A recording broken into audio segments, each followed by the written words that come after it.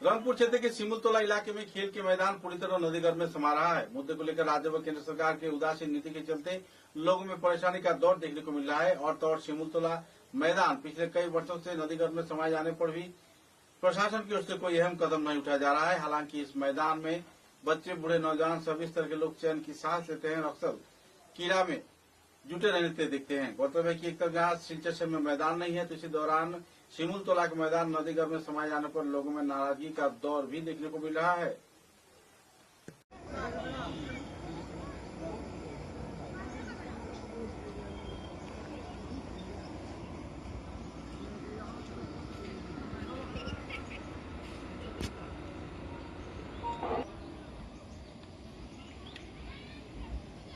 Hello hello hello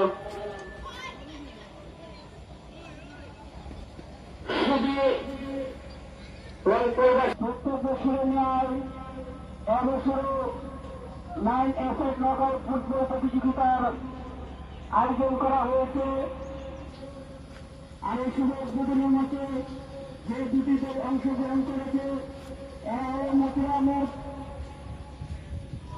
super club বনাম কালীবাড়ি club FC, এই দুই দলের মধ্যে আজকে শুভ উদ্বোধনের ম্যাচ আরম্ভ হতে চলেছে।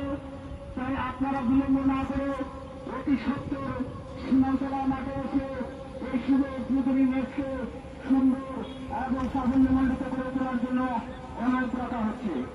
আপনারা বিলম্ব না করে অতি সত্তর মাঠ প্রাঙ্গণে এসে এই শুভ উদ্বোধনী ম্যাচকে সুন্দর এবং সাফল্যমণ্ডিত করে তোলার জন্য অনুরোধ রাখা হচ্ছে।